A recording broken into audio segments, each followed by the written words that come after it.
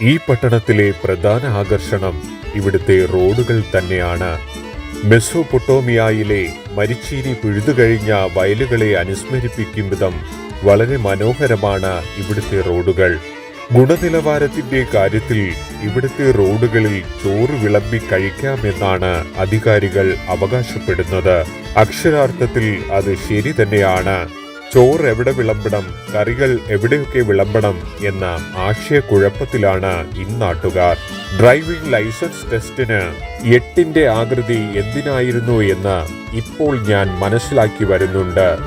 ഒരു off road driving അനുഭൂതിയാണ് ഇവിടെ സജ്ജമാക്കിയിട്ടുള്ളത്.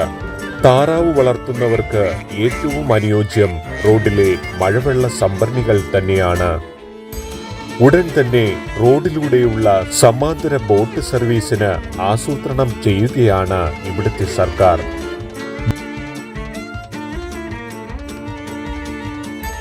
നിരവധി ചെറുതും വലുതുമായ വാഹനങ്ങൾ കടന്നുപോകുന്ന ഒരു പ്രധാന റോഡാണിത്. 3 വർഷത്തിലധികമായി ഇത് ഇങ്ങനെ തുടരുന്നു. ഇവിടെ ഇരുചക്ര വാഹനം ഒന്ന് നിന്നുപോയാൽ ചെളിവെള്ളത്തിൽ കാലുകുത്തി വേണം നിൽക്കാൻ. റോഡ് മുറിച്ചു കടക്കണമെങ്കിലും ഇത് തന്നെ അവസ്ഥ. മംഗലപുരം പോത്തൻകോട് റോഡിലാണ് ഈ ദുരനുഭവം. നിലവിൽ ദേശീയപാത നിർമ്മാണം നടക്കുന്നതിനാൽ തിരുവനന്തപുരം ഭാഗത്തേക്ക് പോകുന്ന വാഹനങ്ങൾ ഇതുവഴിയാണ് കടന്നു പോകുന്നത്. റോഡിലെ വെള്ളക്കെട്ട് കാരണം കുഴി അറിയാതെ വാഹനങ്ങൾ അപകടത്തിൽപ്പെടുന്നത് പതിവാണ്.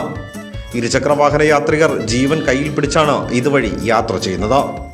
കാൽനട യാത്രക്കാർക്ക് ഇതുവഴി നടന്നു പോകാനും കഴിയില്ല. കഴിഞ്ഞ ദിവസം ഇവിടെ ഒരു പരിപാടിയിൽ പങ്കെടുത്ത് MLA വെള്ളത്തിൽ നിന്ന് രക്ഷപ്പെടുന്നതും കാണാം. ഇതിനേക്കാൾ ഭയാനകമാണ് ഇതുവഴിയുള്ള യാത്രയും ഇവിടെയുള്ള കച്ചവട സ്ഥാപനങ്ങളിലേക്ക് എത്തുന്നത്. അതുകൊണ്ട് തന്നെ കച്ചവട സ്ഥാപനങ്ങളിലേക്ക് ആളുകൾ വരാൻ മടിക്കുന്നുവെന്ന് വ്യാപാരികൾ പറയുന്നു. ഭാരത് വിഷൻ, മംഗലപുരം.